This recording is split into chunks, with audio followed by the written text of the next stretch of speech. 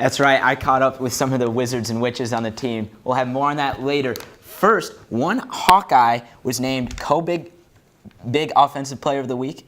Yeah, that's correct. So let's get to football. University of Iowa sophomore quarterback Nate Stanley was named Big Ten Conference Co-Offensive Player of the Week following Iowa's 44-41 overtime victory at Iowa State Saturday.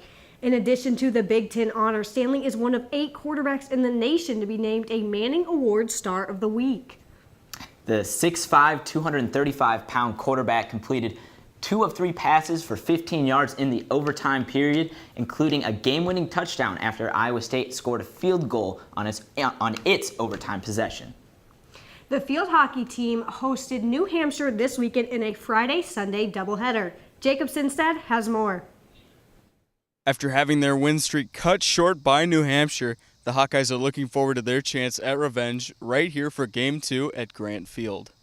In Game 2 between these teams, New Hampshire spared no time getting out with aggressive play style and scoring their first goal. New Hampshire is a very good team. They tackle hard, and so we knew to expect that coming into the game. So yeah, there was some griping at the umpires, but we told the team not to be the focus. You just go ahead and you play. The team worked on their communication after the loss to New Hampshire, and in turn, it got them a win yesterday. Oh, definitely. I feel like the connections were all there. We were all getting our passes to one another. We were playing it with good ball pace as well, which is something that you always want to play with.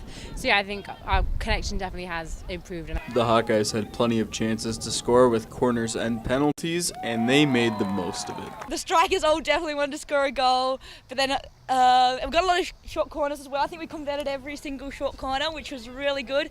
Birchie was absolutely amazing on the short corner. With strong performances by both Katie Birch and Maddie Murphy, the Hawkeyes had no problem beating New Hampshire 6-1 today. Reporting from Grant Field, I'm Jacob Senstead, Daily Iowan, TV Sports. The team will kick off their conference play traveling east to take on the Nittany Lions of Penn State this Friday. Will Silverstein has a report about a freshman diver who is making waves in Iowa City and Ecuador. Star freshman diver Jonathan Postliga Velez is fitting in well with his new teammates in and out of the pool. Yeah, I've met a lot of friends basically here in the diving pool. All the team members, they're awesome. They're great persons. They're so friendly, and they've always treated me, at least till this moment, like a member of a family. So I feel pretty good here. Diving coach Todd Weichel has been impressed by his young freshman performance.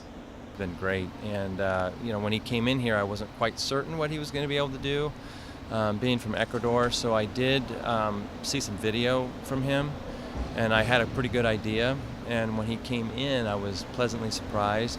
I think his skill work, outmatched what his video that he sent me from Ecuador. So that was nice, and so I see big things out of him. I think the sky's the limit.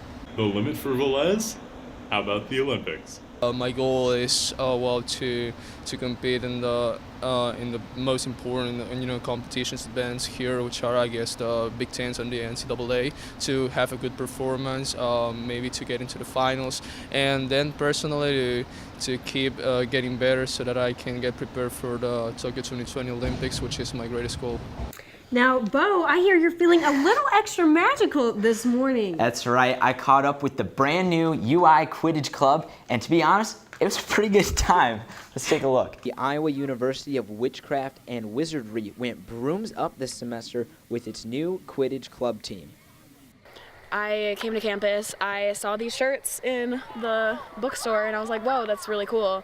I kind of heard a little bit about it before, and I was like, I'm a big Harry Potter fan, that'd be neat. If you don't find a club that you like, start your own. And the team even let me get in on some of their fun. But first, they put me through a little bit of training. There are 4 positions, keeper, chaser, beater, and seeker. You use the quaffle, volleyball, to try to score. And only the chasers and the keepers are able to play with that ball. The dodgeballs are bludgers, and the beaters use those to get people out and prevent them from scoring. The snitch is actually a person, usually dressed in all yellow. They have a sock with a tennis ball in it attached to the back of their pants, and the seeker catches, they pull it off, and that wins that team 30 points and ends the game. What are we doing here? What's the drill? So the people we're lined up as chasers, like those are kind of like forwards. We're trying to score with the ball, and then we've got beaters who are trying to hit us. So we're trying to practice dodging the beaters. And how do you think that's gonna go? Pretty bad. Turns out she was right.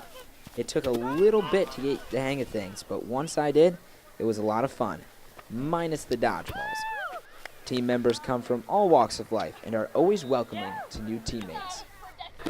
It's such a great atmosphere. I mean, you have like athletes and you have the nerdy people, so like it's a mixture of both, and everybody's just playing, and it's really fun. Like, you're kind of silly having a broom, but it's a serious sport and it's fun.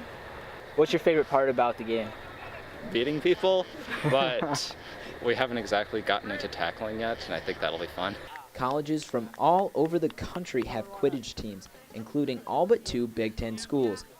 The Quidditch season epitomizes with the USQ's World Cup, usually taking place in the spring. And while these guys might be ready, I have a long way to go. In Iowa City, Bo Bowman, Daily Iowan, TV Sports. So, Bo, are you going to transfer to Hogwarts next semester? They did offer me a scholarship, and I got sorted into Gryffindor actually, but I think I'm going to stay here in Iowa City. All right, well, tune in tomorrow's show as Mary-Kate Harrigan will have your updates from today's press conference with Coach Ferentz. And tune in tonight at 5 p.m. to episode 3 of Top 10 Plays of the Week, hosted by myself and Olivia Corbett. Guys, back to you.